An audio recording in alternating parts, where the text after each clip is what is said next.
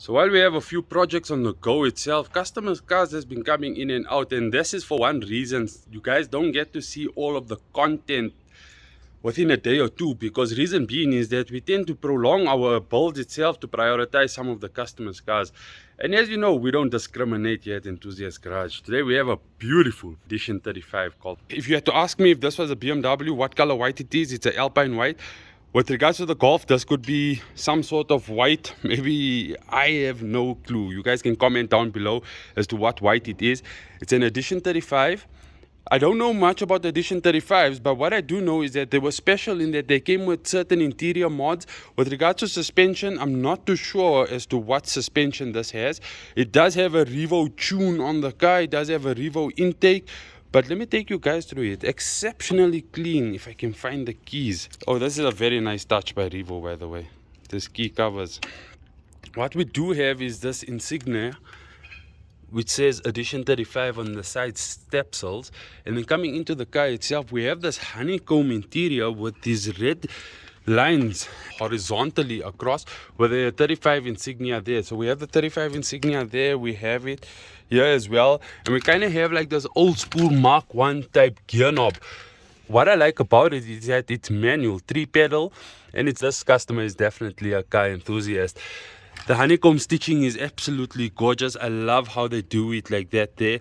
Majority of the guys with the Mark 1s, Mark 2s, even the Mark 3s, they try to replicate this by taking it to an upholsterer to do it. Doing a build, I would just try and get these Edition 35 seats off the bat instead of taking it to an upholsterer.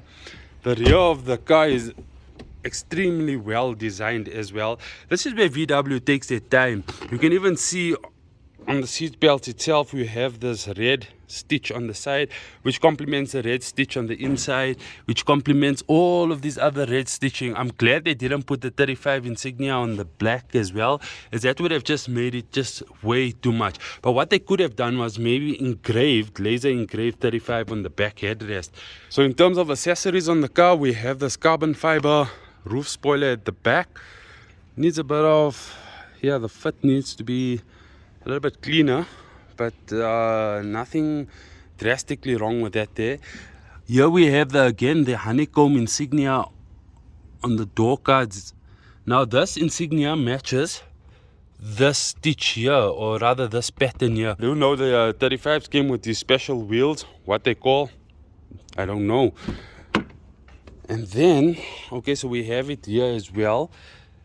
And then here we have the 35 again on the side sill. I think these are 35 mats. You can see the red stitching on the side of the mat itself. Cluster wise, pretty much the same. I don't think there's anything different. What I do know is that the pedals, oh, those look cool. It's quite a sporty hatchback. Now, if you had to choose between our two, which is our next contender we're busy with, they're both hot hatches. One is 2 liter and the other is a 3 liter M135. So between the two, you guys gonna let me know which is the better car. But I'm loving this Golf as we speak. Let's hear this, how this car sounds with the 4 exhausters.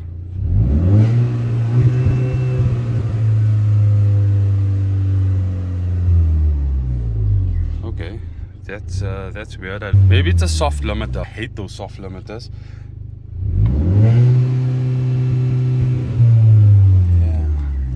So it's not too loud, neither is it too soft.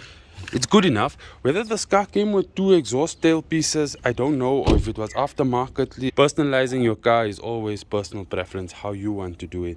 Now what I do like is I love this red whale penis type of intake that we have here. Now that being said, it matches the interior because we have the red stitch that's going all across that way there. So this here is cool. What I would do also is maybe get a red oil cap, a red water bottle cap, but yeah, that's for a later stage. So what we're going to be doing here is we're doing belt tensioner, belt, plugs, oil, full major service for like 110,000 kilometer car. We're going to be cleaning out the air filter as well, going through the car to see how's the brakes, how's the discs, how's the shocks, how's the bushings, how's the engine mounts and things like that there. Give the owner a complete report once we're done with the service and take it from there. Now the next contender. So contender number 2 is a BMW M135, also in good condition. The car came in for a major service. What we did on the car was we did pads all round, we did sensors all round, we did custom stainless steel brake lines on the car, and on top of that there we did coilover suspension. So we did coilovers on the rear, we did coilovers in the front, and yeah, the star of the show, Kelvin. Kelvin is busy with some of the coilovers set up here. He's not really in a good mood today. I don't think he had his jungle oats this morning. Work is involved in putting a coilover setup on an M135 because this guy had EDC on the car. We need to delete the EDC or code it out, as well as some of the ride height sensors is not accommodated by the coilover itself. So we need to find a way to mount all of those onto the car, as well as put all the other items on. Now we did the coilovers on the front, we did the coilovers on the rear, that's all done. We installed the JB4 on this particular bad boy. We're just waiting for the Bluetooth unit to arrive. This is the RBF 660 brake fluid. This is my go-to brake fluid. When it comes to brake fluid, nothing can beat this particular brake fluid. Couple this with stainless steel brake lines and you have a perfect solution for the weekend warrior. And then other things we did here, we did the plugs, we did oil filter, we did pollen filter. Air filter didn't need to be because why? It has a K&N drop-in air filter. And then once the car is down on the ground, we'll be able to assess the ride height and then adjust the ride height. So between this bad boy and that bad boy there, you guys let me know which one would be your weekend warrior.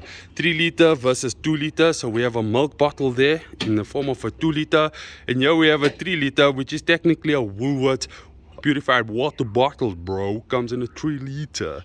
Yeah, so here we have our Woolworths 3 liter. There we have our Clover 2 liter. Which would be your choice? My heart is leaning towards the Golf and not the M135. Might be a surprise to most of you guys. Sound perspective, the BMW sounds insane. Let's give it a rev.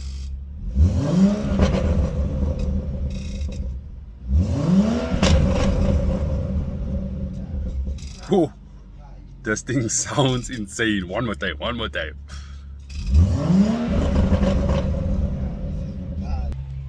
So the M135 has a lot going on for itself. Now with the stance look on it, it looks pretty freaking cool. Very cool. So we can have a look at the front. Okay, the rear is up at the moment, right? But the front is sitting down a little bit lower. So what we're doing now is we're adjusting. We're locking the coilovers on the rear. And once that is locked on the rear, we will then be able to determine if we're equally distanced between the two.